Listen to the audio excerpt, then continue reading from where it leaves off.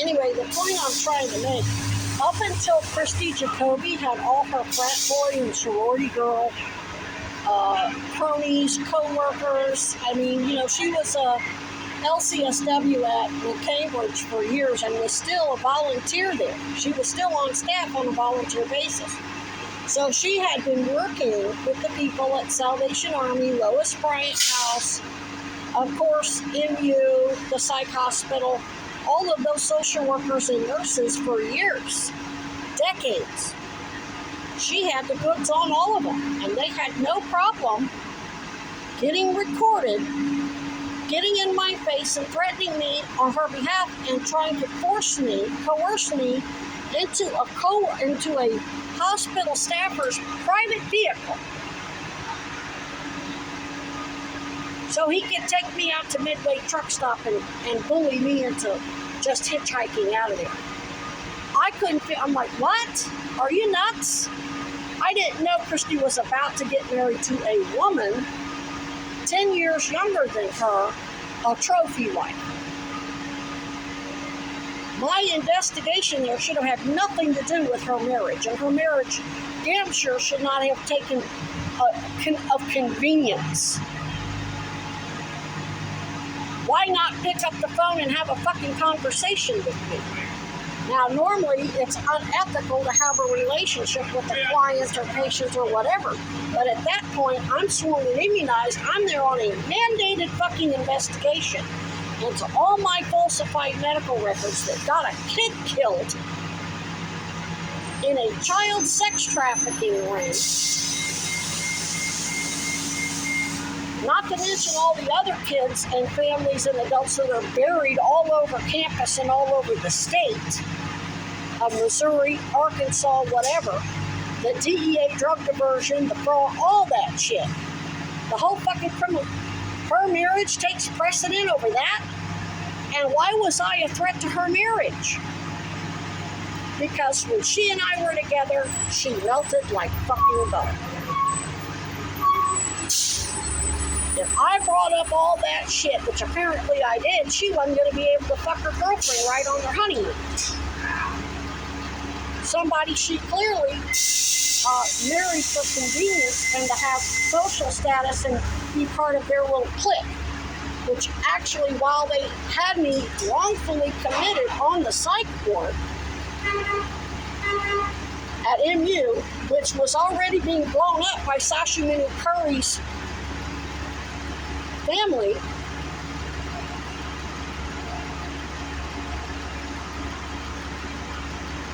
I was talking with another patient there who was part of the LGBT community, and he was struggling with suicidal depression.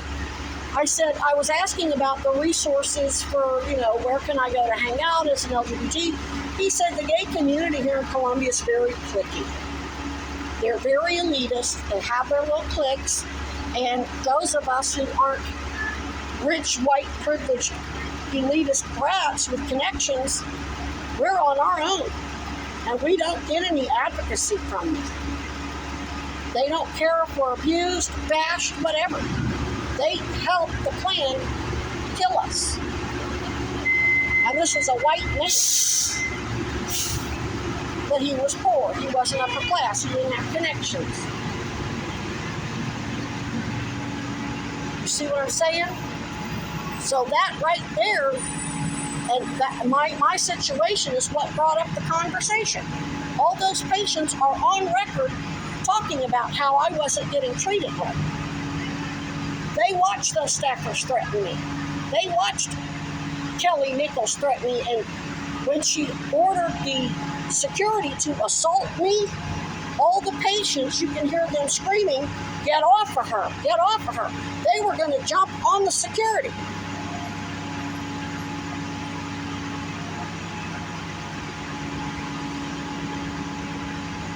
That same security officer, a year and a half later, or 2 years later, was recorded doing the same thing to a patient in the Mizzou ER. The patient was yelling, "You're going to break my arm," and that same security guard said, "Sometimes that's necessary." The doctor was standing right fucking there, having that security guard tried to basically break the arm of a patient because the patient knew the doctor was a fucking fraud. In fact, my recordings from speaking with MU Police Department in the hospital waiting room, all those patients had been there multiple times that day because when they came the first time, the doctors didn't do their job. I went back in because I called United, and United said, no, they didn't do their fucking job. Go back in there. You're in cardiac arrest, or your symptoms certainly sound like that. And that's when I got MUPD there to take a report. Those police knew what was going on, and they basically helped cover for the doctors. But it all escalated to what you're seeing today because of Christy Jacoby didn't want to be reminded that she's not marrying the love of her life. She's marrying some fucking trophy motherfucker that's going to help. She sacrificed the greater good for a good thing. She knew if she came anywhere in contact with me, she was going to melt like butter, and that was going to be the end of her whatever bullshit she's been telling herself. And it wouldn't have been abusive because at that point we would have both been cops investigating, doing a mandatory, and I wasn't there to hook up with her. And here's another thing. Back in 1998, all those counselors at the Cambridge and Ware doctors, they weren't into the steering and unbundling. Their technique was the same thing I do. We get a connection, they make you fall in love with them, and they're not worried about you throwing a fit when they reject you because they get you to fall in love with them, and then when they see that maybe you might want to get with them or something, they also know how to repulse you. They know all your likes and dislikes, what repulses you. They just mimic something that repulses you, so you go, okay, I liked you, but you're going to do that. Screw it, I'm going to move on. They know how to cut you off so you don't keep feeling that way. Christy never chose that route. And she can't say she didn't know because she was what I would post deliberately inflammatory shit on my Flickr and Facebook, and sure enough, here comes Rachel. Here comes Ruth. Here comes Rachel's husband. Christy was watching it in real time. She knew. She knew I was there for Darla. She knew I was there for those murder victims. She didn't care. And Ruth did too. They chose their little clique, little frat boy, sorority girl bullshit over justice. They violated their oaths as special. They did the same thing the network did, same thing Chad Cronin did. But this is a really big, painful deal to me because I was in love with her, and based on her reaction, she was in love with me. Now, to make an analogous situation, best analogy I can put out there so that special prosecutors and Bobby Jr. and Nicole know what I'm talking about. I watched a video where Nicole Shanahan was saying that the establishment, the DNC and RNC, used moles to infiltrate their campaign and cause problems. What if Nicole found out her husband was working with them? Well, what if Bobby Jr. found out that Cheryl Hines, the love of his life, who really does love him, he knows loves him, ultimately chose to help the enemy for a good thing instead of, that's a level of betrayal.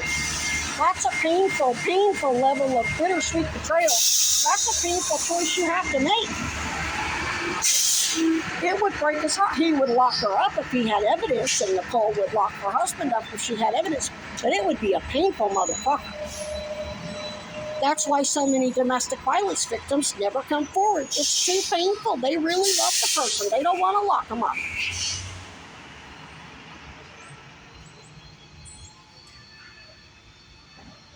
And Christy Jacoby really loved me. She didn't want to kill me, but she chose her good thing. And what was so stupid is it was unnecessary. She could have kept her wife, kept her good thing. And she knew that. I made that real fucking clear. I posted Scott Mason's fucking mugshot and articles about his murders. She saw what happened, and Christy actually held a softball record for 30 sacrifices in one game. She's literally a collegiate record holding. I think somebody ultimately broke it later on, but it doesn't matter. She was a college athlete who didn't want to help Sasha Minu Curry, who got raped and murdered by Mizzou, get justice. There's no excuses for what she did. She wasn't the beautiful, passionate, and now that I think about it, back in 1998, she was kind of elitist. She did say some really elitist shit to me. Like when I got accepted to Oxford House, she's like, "You got into Oxford House?" Like, I was trash. How could I dare get accepted equally? How did my nasty ass get accepted into Oxford? Oh, she wanted to fuck me because I was a prodigy. But for her, it's just, you're just a commodity, I guess. Her real passion isn't helping people and having a loving partnership with somebody. It's about impressing other people. In fact, when I saw the pictures of her, I'm like, did she have plastic surgery? I think she actually got cut to look younger to her and if I remember correctly, all of her friends were. I remember thinking it was funny. It was Christy, Krista, and Crystal. It's like, talking about narcissistic personality disorder.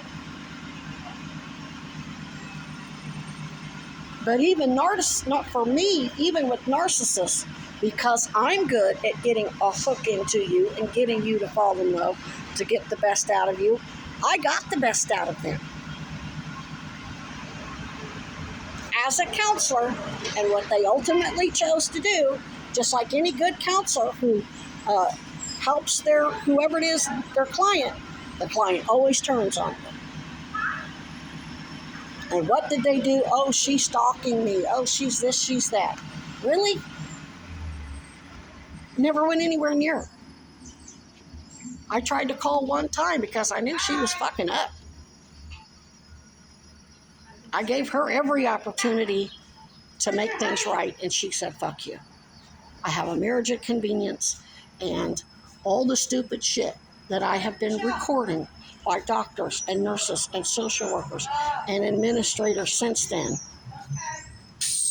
Now, this is before I ever met Sweeney. Remember, Sweeney was brought in, and I got qualified for an emergency housing voucher as a domestic violence trafficking victim at Columbia Housing Authority, which Nanette Ward arranged because of the violence by Christy Jacoby and Chad Cronin. But Chad's violence was nothing. His was minimal. The shit he did was reparable. What became irreparable was the shit that Christy did. That's when they knew they were on the line for criminal, medical negligence, and ultimately capital homicide. And it was a very ugly sex scandal that shouldn't have been. Never should have gone there. It didn't become a real ugly, overt sex scandal until I actually recorded Sweeney, and Sweeney knew she was being recorded. That's what didn't make no fucking sense. She knew I was recording everything because they were accusing me of crimes, and it was them committing the DEA drug diversion. So that's why this has been very, very painful for me.